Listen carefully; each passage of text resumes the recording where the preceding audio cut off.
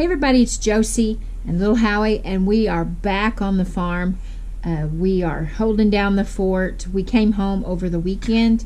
Not baby Rowdy, he's still in the hospital, but the family came home over the weekend and got some much needed rest, and the kids are going back and forth, from here to Tulsa to be with him, and I'm keeping Howie.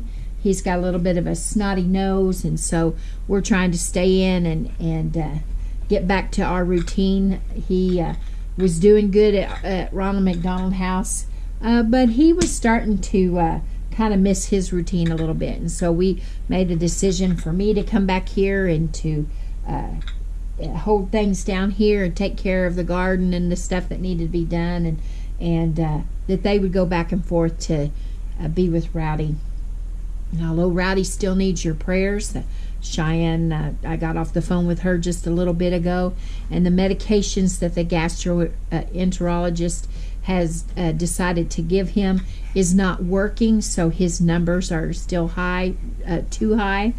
And so they're concerned. They're going to run some more tests to see if his liver and his, hold on a minute, baby, his gallbladder are working correctly, and to rule out any kind of liver damage. So we still desire your prayers for him.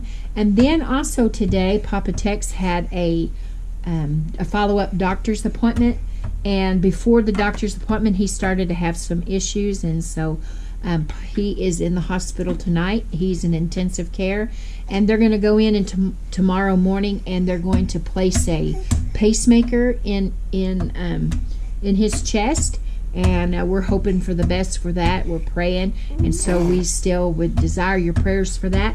But I am back here on the farm and thankful to be here. There's no rest like the rest that you get when you're at your own home. Isn't that right, Howie? And we've got lots and lots of chores to do. We've had family that's come in and picked the garden for us, and I will be back to picking garden tomorrow and try to bring you a video of that, of how things are going there. And others have gotten to enjoy the bounty just a little bit. My tomatoes are in between. They're getting ready. They've got a lot of there's a lot of fruit on that has not turned red yet. There's a lot of flowers, so we'll probably get a second crop of tomatoes. I'm not going to get as many tomatoes this year as I'd hoped for, but you know, that is one of the reasons why we prepare, because we don't know from year to year what it's going to be like. Now, I have a pantry that is pretty well stocked with lots of things. There are a few things that I would like to kind of tweak just a little bit, have a little bit more of some things and not so much of others, and so I'm still working on my pantry just like everybody else. But it is a blessing for sure when things like this happen, when it seems like it is raining and pouring in your family life. Groceries is one, and other supplies is one of the last things that you have to worry and be concerned about. A lot of times the grocery money has to go to paying unexpected bills and medications and things that arise. And so because we've worked on preparing in that way, groceries is not even a concern for us, and it can be that way for you guys too. And I hope that you are really working on building your pantries and your supplies, because you'll find out that any kind of thing that comes along, like Danny and Wanda down at Deep South calls it a life-changing event, any kind of life-changing event that comes around and you're able to rely on the things that you have in your pantry, most importantly relying on the Lord, but being able to rely on those supplies that you have and not having to worry and fret about what you're going to do in those situations will make it so much easier for you. I came back. Blade was able to get the front yard mowed, and I'm telling you, the backyard looked like it needed to be baled for hay, but it was so tall. And we had some wonderful church friends that offered to come and mow the yard for us, and we appreciate that so much. If they watch, just know that we appreciate all the efforts that they have made and the offers that they have made to try to help us. But I bit the bullet, so to speak, and I went out and I determined and taught myself how to run that mower. Now I can use a push mower, but Howie always done the mowing, and he loved to mow. That was one of his first jobs that he had, and him and his dad had a contract for years mowing Corps of Engineer land around here at the rivers and the lakes, and the dam, and so he enjoyed it. So that was something that I never did, because that was a job that he wanted to do, and so it's been a learning curve for me, but I survived it. I didn't make a video because I needed to concentrate on what I was doing before I made any mistakes, but I'm sure it probably would have been comical had you guys watched it. And I'm very proud to say at 52 years old, I finally learned how to operate a riding lawnmower. I know that seems silly, but that's just the way it is. And I've thought about that through the years, about especially since Howie passing away.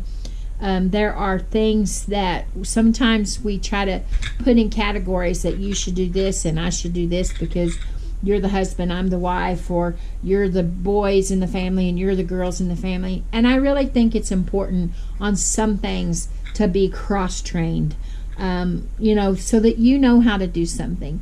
There have been some challenges for me since Howie passed away, because we were kind of like that. I had things that were my things, and he had things that were his things, and there's not anything wrong with that, other than even if it's not going to be your job, I think that you probably need to know how to do it. I'm learning to back the trailer and hook up the livestock trailer and all the different things that might actually fall to me at some time here on the farm. And so I am putting myself into farm school, and I have a lot of things that I can teach, but I have a whole lot of things that I need to learn too. And so here I am. The pears have held on. I lost some, of course, just for being overripe, and the squirrels have gotten some of them.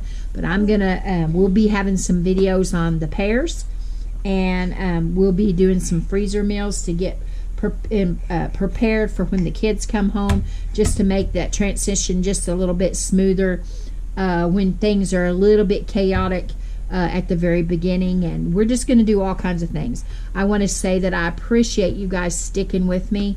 All the encouragement, all the well wishes, all the thoughts and prayers have meant so very much. And we, of course, are still asking you to continue to pray. This is not a typical Tuesday night video, but I just wanted to get on here and say that I am back home, and I am thankful for that. The Ronald McDonald House was very nice. It was a peaceful place to come back to after a long day at the hospital, when you're just drained to your core. And but there's not anything like being at home, and I'm thankful to be here. I'm thankful that little Howie's here, and he's able to be in his environment that he's used to, and he had things there that he could do, but he's here, and he knows what's expected here. He knows his boundaries, sort of. He is a crawler now, and as you can see, he's pulling up and trying to walk, and so we're learning some more boundaries, and I just think it's better for him. So anyway, I'm gonna get back off here. I've got to take my niece to town in just a little bit, to her friend's house, and get everything buttoned down for the evening, and me and Howie's gonna hold down the farm here. I don't know if Blade and Cheyenne's gonna stay with the baby tonight, or they're gonna actually come to the house and try to get up and be there early in the morning when the doctors make their rounds. Well, guys, I'm gonna get off of here for today. I'll be back tomorrow, and we'll do something fun. Might be work, but it'll be fun. Looking well to the ways of our household. Until next time, guys, it's Josie. I love you guys. I really do. So glad to be back here on Cedar Creek. Keep looking well to the ways of your household. Hug your families just a little bit tighter. Tell them that you love them. And until next time, stand up here, baby. Wookie, right there at the camera. Say, until next time, We're going.